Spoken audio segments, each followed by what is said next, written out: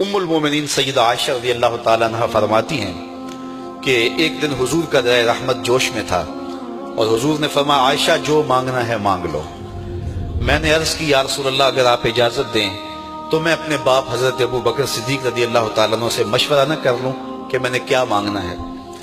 تو فرمایا کہ جاؤ مشورہ کر لو، مشورے کی اجازت بھی ہو گئی۔ میں اپنے والد گرامی کی خدمت میں حاضر ہوئی اور کہا کہ دریائے رحمت جوش میں ہے اور رحمت کا باڑا برس رہا ہے۔ حضور نے فرمایا عائشہ جو مانگنا ہے مانگ لو، یہ اتنا سنہری موقع ہاتھ آیا ہے تو میں چاہتی ہوں کہ کوئی مانگوں تو اہم شے مانگوں، تو آپ کی خدمت میں حضور سے اجازت پا کے حاضر ہوئی ہوں، مجھے بتایا جائے کہ میں حضور سے کیا مانگوں تاکہ کوئی چھوٹی چیز نہ مانگوں بڑی چیز مانگوں۔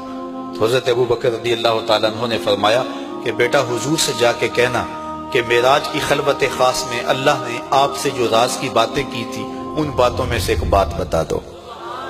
مانگا بھی تو علم مانگا، اور عائشہ میرے سے وعدہ کرو جو حضور بتائیں مجھے بھی آ کے بتانا ہے۔ ام المومنین حاضر خدمت ہو گئیں۔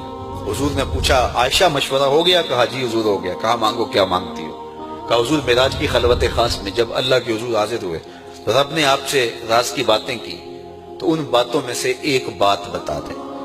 حضور مسکرا پڑے، اس بات پہ مسکرائے ہوں گے میرے یار غار کا انتخاب کیسا ہے، یا اس بات پہ مسکرائے ہوں گے کہ راز کی بات بتا دوں تو راز راز نہ رہا، لیکن وعدہ کیا تھا۔ کہا عائشہ سنو، جب میں قرب خاص میں پہنچا تو میرے مالک نے مجھ سے راز کی جو باتیں کی ان میں سے ایک بات یہ تھی، محبوب تیری امت میں سے کوئی شخص کسی شخص کا ٹوٹا ہوا دل جوڑ دے تو میرے اوپر لازم ہے بغیر حساب کے جنت عطا کرو۔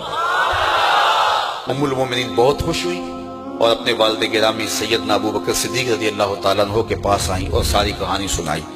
بہت خوش تھی، لیکن حضرت ابو بکر صدیق رضی اللہ تعالیٰ عنہ نے سنا تو رونے لگے۔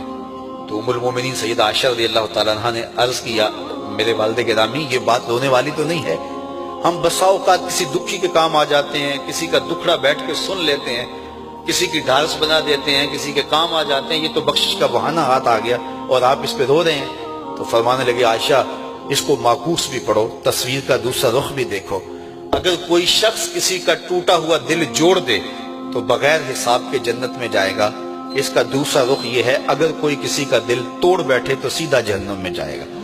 میں اس بات پہ رو رہا ہوں کہ ہم سے کسی کا دل نہ ٹوٹ گیا ہو۔ حضور نے فرمایا اللہ اس شخص کے چہرے کو تر و تازہ رکھے جس نے میرے سے کوئی حدیث سنی، پھر جیسے سنی اس کو ویسے آگے پہنچا دیا۔